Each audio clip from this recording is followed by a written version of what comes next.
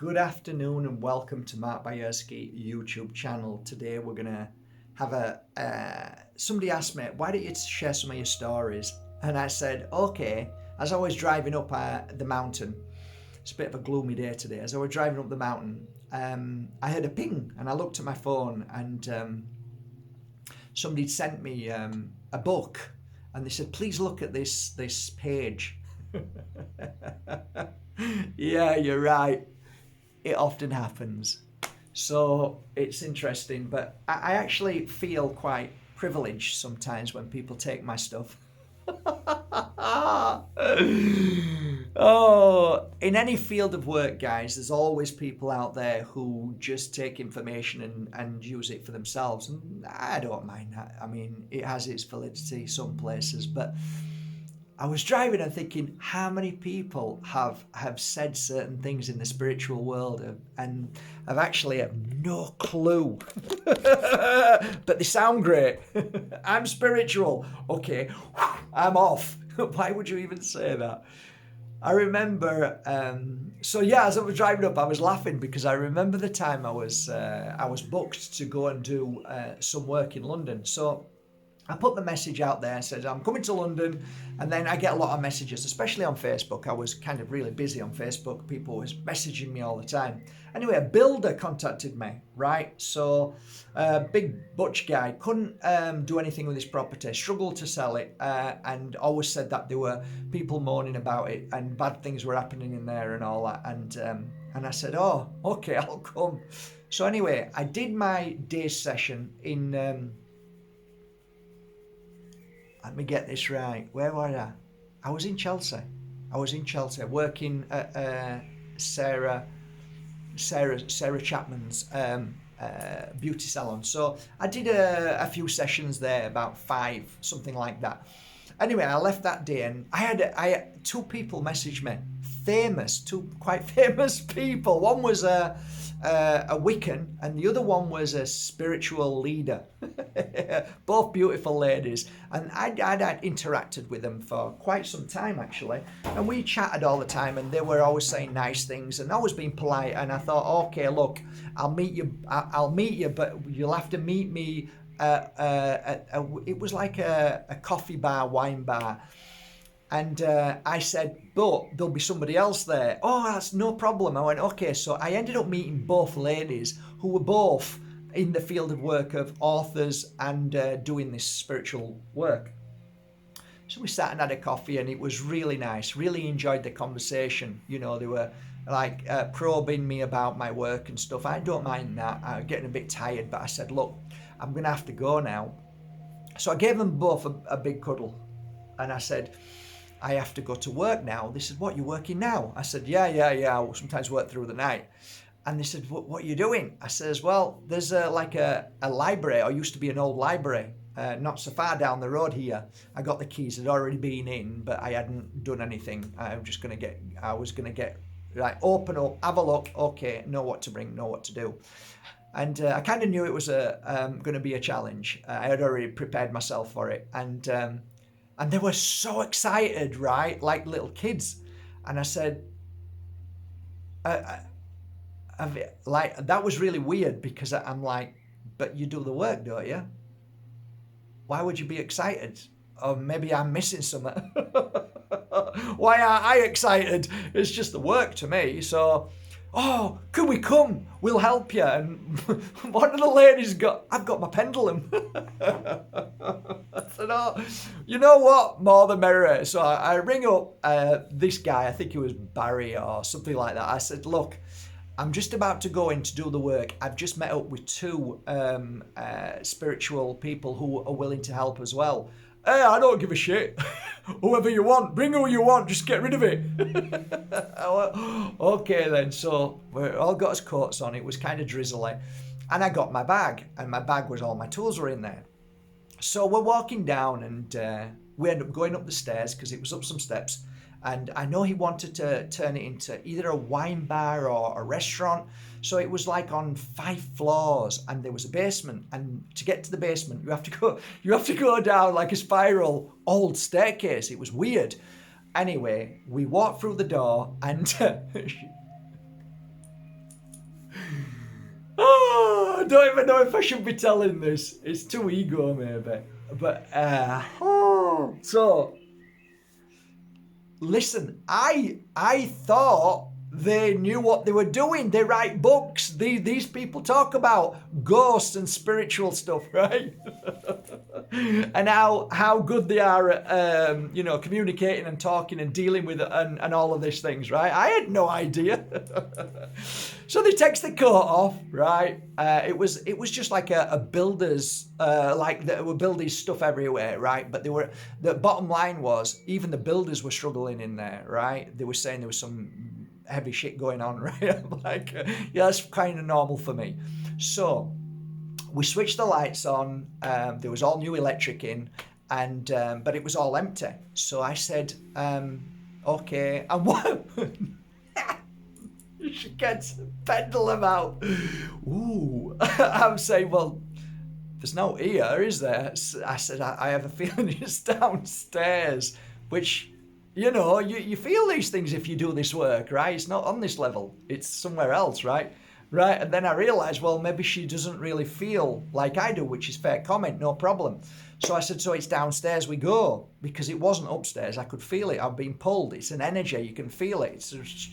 Maybe one day I'll talk about it more. So anyway, we start going down the stairs, right? Now, downstairs lighting isn't that strong, right?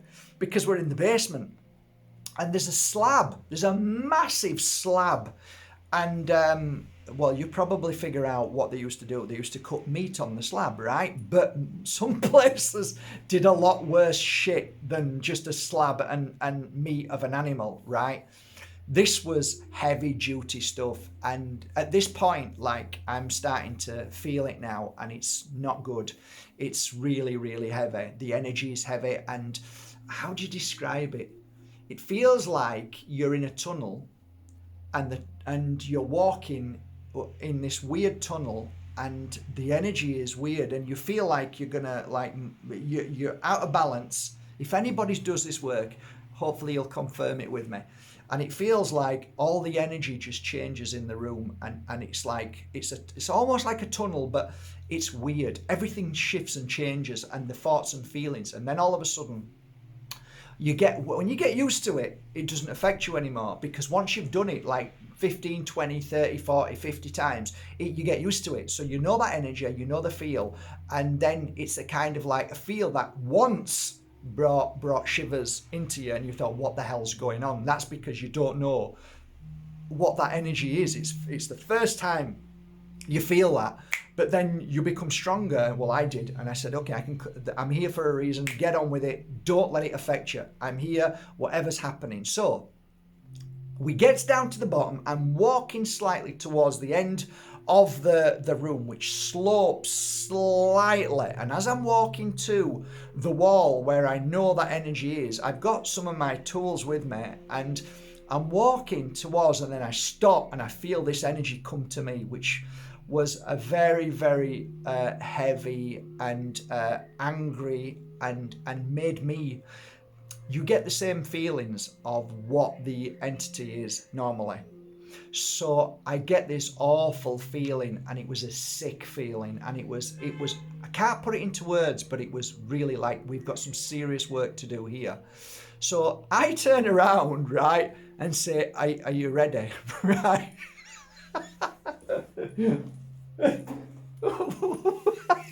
Where's they gone? Oh shit, okay, right, I'm on my own. Okay, no problem, let's crack on. So I sit down, plonk myself down, on my bum on the floor. I've got my tools in my hand, and then I start the work, which is basically trying to communicate. Even though there's chaos going on, there's this energy trying to manipulate, stimulate, and it's aggressive energy, and it's basically the spirit which is trapped in between two worlds. Now, Never talked about this before, but there is worlds within worlds. So you can have spirit trapped in between two worlds, but depending on how bad the entity is, the energy is, the trapped spirit, it can go into different frequencies. And we say that's trapped in between two worlds, not worlds. So it's trapped in between worlds. So there's different frequencies and different places you've got to go, and you've got to try and get into. Some are harder, some are easier, some are lighter, some are really dark. This was really dark. This energy was dark. This energy was sending me all over the place. So I knew that whatever it was a very heavy and very powerful, dense energy. Doesn't matter, because when you go into the light and you start to call for love and healing that comes from you, which everybody has, you can start vibrating, which then clears that energy and doesn't affect you anymore. So it's like water off a duck's back. But if you fuel it and you breathe it in and you allow it in, then it can take over.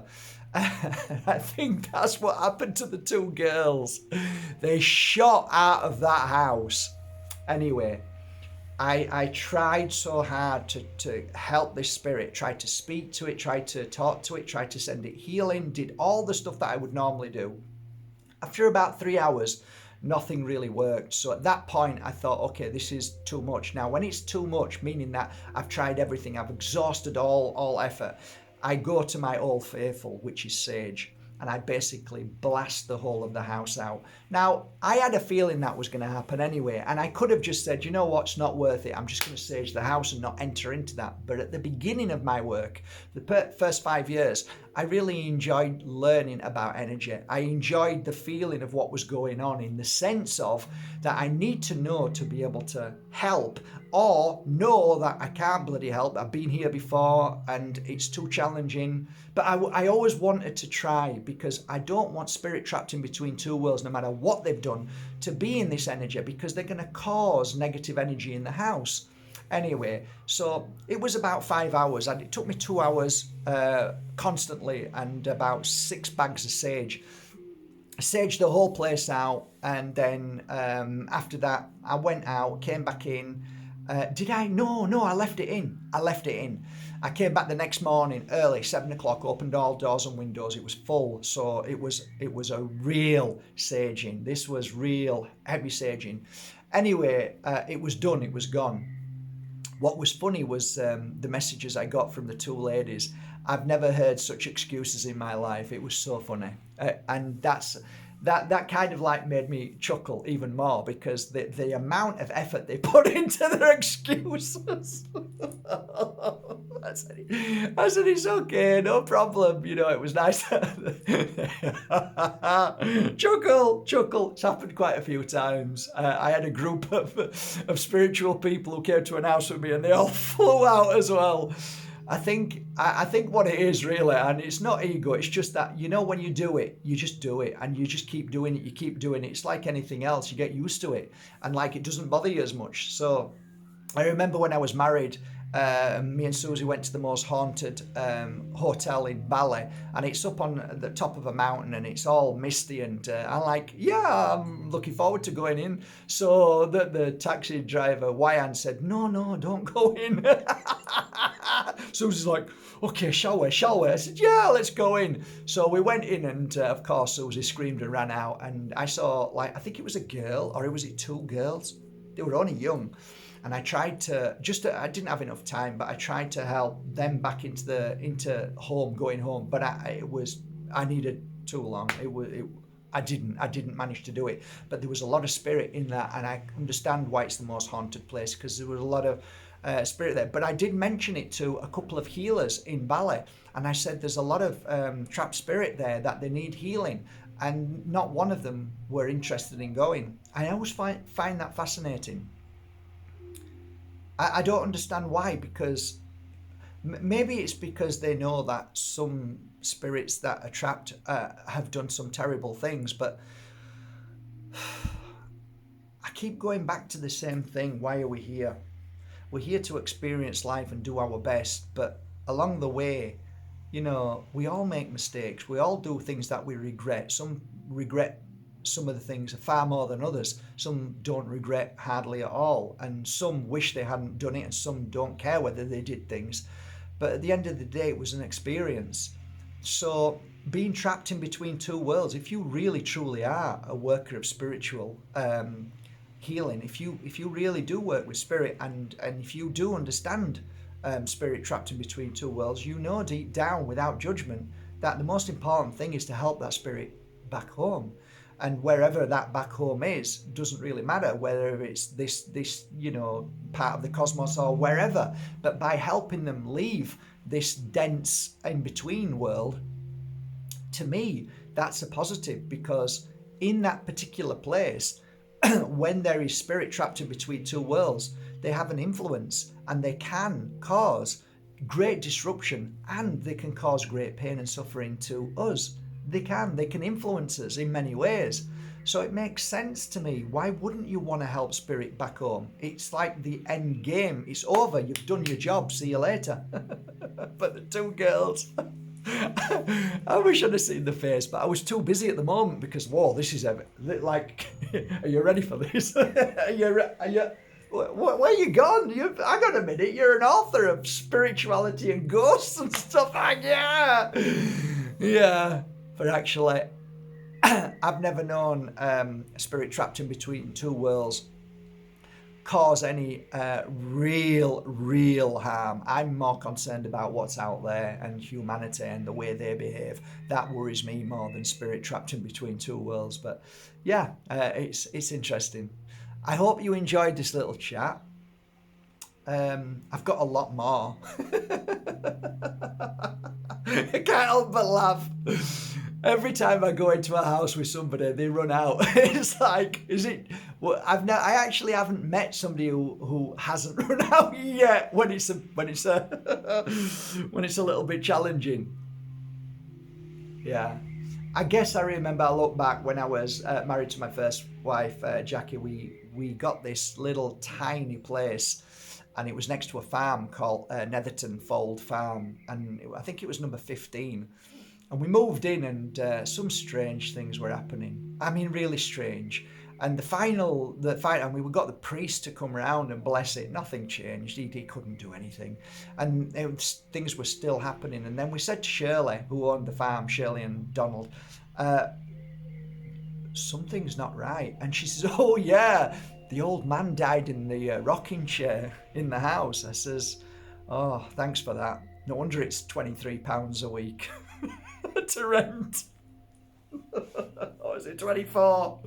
Yeah. So one day it was just one point. I said, "Okay, get your stuff. We're going." Dog used to bark. Roxy used to bark at the walls and stuff from nowhere. What are you barking for? Now I know. Yeah, little Lily.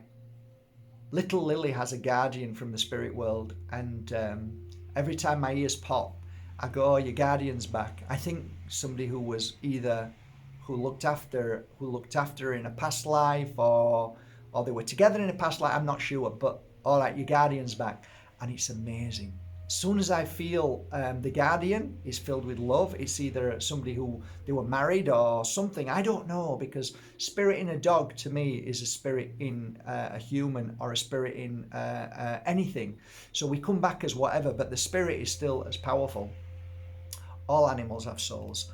So, and like communicating with the spirit, they come to see if she's okay. And I heard a laugh, not Lily, but the spirit. I heard the spirit laugh. I felt the spirit laugh. And the reason why is because Lily's so loved and looked after. And it's like there was happiness there and joy. And every now and again, this guardian, this love, or whoever it is from a spirit world, comes just to check up. And every time I say, "Oh, he's here," or "She's here," or "Somebody's here," Lily turns, looks in space and goes, It's great. Yeah, it's great. It's absolutely great. Well, that's it, guys. I just wanted to share them two little stories with you, really. Don't ever be frightened of spirit. Don't ever be frightened of spirit. There's nothing to be frightened of. There really isn't. And if you're ever worried, if you're ever stuck in a house in a situation that you feel that there's something not too good there, just go to Mark Bajerski this channel, go to the top and click favorites. And if you go, the favorite one is 2.5 million, and that's about cleansing, knowing when the house needs cleansing or you need cleansing, and that's about a lemon video. But the one below it is about how to cleanse the house thereafter. If you follow the instructions to the T, you will clear anything that is negative in the house, any entity. It'll go, as long as you follow the instructions, because I made a mistake for a good few months until I realized what I was doing wrong. So watch that video and listen to it. It's about the smoke. And if you get it right, and if you go into every room and you do it correctly, you've got no problem. That entity, that spirit trapped in between two worlds, whatever you want to call it, disappears if you do it correctly. I guess that's it, really. So yeah, I'm doing on Saturday, next Saturday, not this Saturday, next Saturday. That's April the 2nd at 3 p.m. Spain time. I'm going to do, a lot of you have taken the tarot course and you really enjoyed it and asked me if I could do a follow-up. So I said, okay, I'll do a workshop. So if you want to book onto that workshop, then click the link below and I'll see you on Saturday. Any questions you have, this is only for people who have done the tarot course, of course, because we're going to talk about the cards and you'll know what I mean. So that's it, really. I'll see you then, link below, and see you on the 2nd at 3 p.m. And don't forget to send your questions to info@markbajerski.com, and I'll get them questions and try and answer as many as I can and give a little talk about the cards. So it's a little like we're just advancing a little bit more and we're growing. And yeah, we're gonna please don't share your life story about the cards because I won't be able to get through it, just bullet points. And I think that's it, really. Have a great day. And thank you for going to markbajerski.com and buying your authentic crystals, oils and incense and now teas. And by the way, the teas, you only need to grab a little handful, just a little handful, and then make your big pot of tea and brew it if you want. I've been brewing it now for 20 minutes and then drinking it cold. And that's the way I do it. Follow your own guidance. I always say that with the teas. Follow your guidance. Feel whatever feels right. Drink it and how does it feel? Does it need to be a bit stronger? Follow your own body guidance. You will never be let down. Okay, take care.